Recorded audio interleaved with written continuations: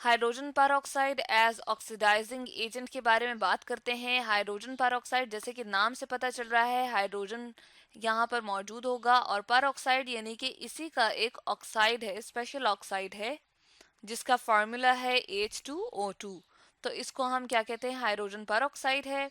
और ये oxidising agent के तौर पे एक्ट करेगा, यानी कि दूसरों को ऑक्सीडाइज करेगा। उसमें हम ये लिख सकते हैं कि ये ऑक्सीडाइज करता है दूसरे केमिकल्स को, ऑक्सीडाइजिंग अदर केमिकल्स। जबकि इसके खुद की अगर बात करें तो इसकी रिडक्शन हो जाती है, यानी कि सेल्फ रिडक्शन होती है।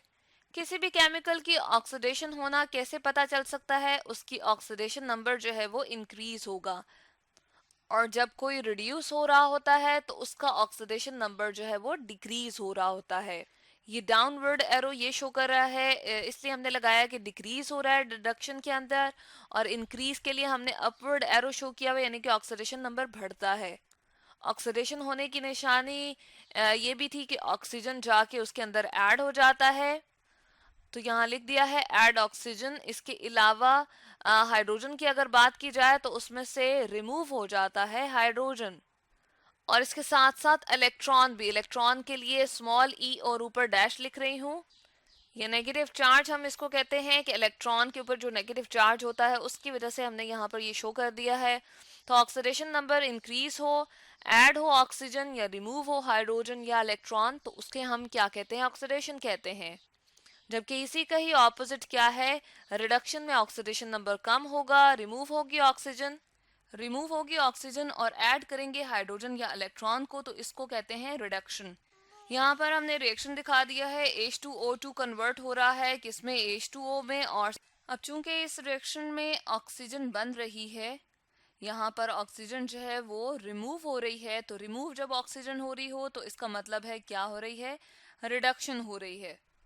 तो जब इसकी अपनी रिडक्शन होती है तो ये दूसरों को क्या कर सकता है, ऑक्सीडाइज कर सकता है, यानी कि ये वाले ऑक्सीजन दूसरों में ऐड कर सकता है। इस वजह से hydrogen peroxide as oxidizing agent यहाँ पर शो होगा। सेकेंड, यहाँ पर हम रिएक्शन देख रहे हैं, इसमें हमने पोटाशियम आयोडाइड यूज किया है। 2 मोल्स पोटाशियम आयोडाइड के लिए हैं एक्वस फॉर्म में, और सल्फ्यूरिक एसिड है एक्वस फॉर्म में 1 मोल, और हाइड्रोजन पेरोक्साइड है लिक्विड फॉर्म में 1 मोल। तो अब क्या करेंगे, इनका रिएक्शन अगर हम देखते हैं तो प्रोडक्ट में बनेगा K2SO4, यानी कि पोटाशियम का सल्फेट बन जाएगा, पोटाशियम सल्फेट। साथ में वाटर रिमूव होगा लिक्विड फॉर्म में, और आयोडीन सॉलिड फॉर्म में रिमूव होगी। तो बैलेंस करते चलें, पोटाशियम तो यहाँ पर 2 बैलेंस हो गया है, और आयोडीन जो है यहाँ पर मॉलिक्यूलर फॉर्म में अपेयर हो रहा है।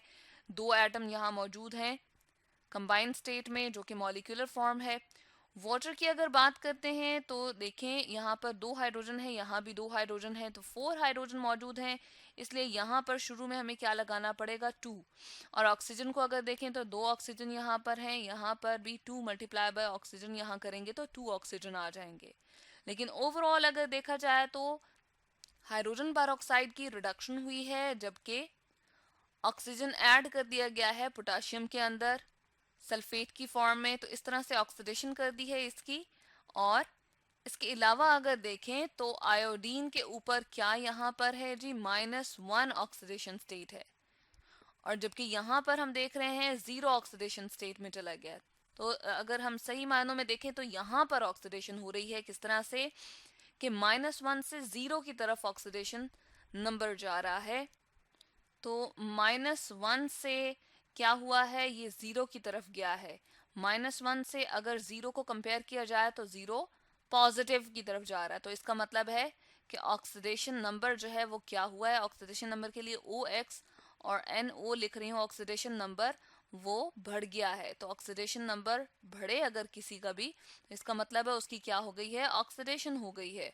तो हाइड्रोजन पेरोक्साइड ने इसकी ऑक्सीडेशन कर दी है। थर्ड रिएक्शन अगर देखा जाए तो हाइड्रोजन सल्फाइड हाइड्रोजन पेरोक्साइड के साथ जब रिएक्ट कर रहा है तो वाटर में और सल्फर में कन्वर्ट हो रहा है। यहाँ पर सल्फर की अगर हाइड्रोजन के अकॉर्डिंग देखी जाए तो -2 ऑक्सीडेशन स्टेट है, और जबकि यहाँ पर 0 हो चुकी है। और यहाँ पर -2 से अब 0 की तरफ ऑक्सीडेशन स्टेट जा रही है। तो ऑक्सीडेशन नंबर को OX और NO से रिप्रेजेंट कर रही हूँ, और ऑक्सीडेशन नंबर में यहाँ पर भी क्या आ रहा है, इंक्रीज आ रहा है। तो ऑक्सीडेशन नंबर जब इंक्रीज हो इसका मतलब है इसकी हाइड्रोजन पर ने ऑक्सीडेशन कर दी है। फोर्थ रिएक्शन हम देख रहे हैं कि हाइड्रोजन पर है, ये 2 मोल्स ऑफ आयरन सल्फेट के साथ और सल्फ्यूरिक एसिड के साथ रिएक्ट करेगा। तो नतीजे में क्या बन रहा है, प्रोडक्ट में है iron sulphate Fe2SO4 whole thrice. यहाँ ये फेरस सल्फेट था और यहाँ ये फेरिक सल्फेट हो गया है। SO4 की जो हम कहते हैं ऑक्सीडेशन नंबर होता है, इस पे ओवरऑल जो चार्ज आ रहा होता है -2 होता है, और इसके नतीजे में इसको न्यूट्रल करते हुए Fe पे +2 था। तो ये फेरस सल्फेट था, जबकि यहाँ पर जाके ये ऑल्टरनेट वैलेंसीज का कॉन्सेप्ट आ जाता है। यहाँ पर ये वाले ऑक्सीडेशन स्टेट इसकी होगी और ये जो 2 है वो इसकी होगी। तो इसका मतलब ये है कि सल्फेट की -2 ही है, लेकिन आयरन की क्या हो गई है, +3 हो गई है। तो +2 से +3 की तरफ जाना ऑक्सीडेशन स्टेट में इजाफे को शो कर रही है। इसका मतलब है +2 से +3 में अगर जा रही है तो ऑक्सीडेशन नंबर अगेन क्या हो गई है, इंक्रीज हो गई है। तो ऑक्सीडेशन नंबर का बढ़ना क्या शो कर रहा है कि हाइड्रोजन पर ने आयरन सल्फेट यानी कि फेरस सल्फेट को फेरिक सल्फेट में कन्वर्ट करते हुए ऑक्सीडाइज कर दिया है। तो आज हमने स्टडी किया हाइड्रोजन पर एज ऑक्सीडाइजिंग एजेंट के बारे में।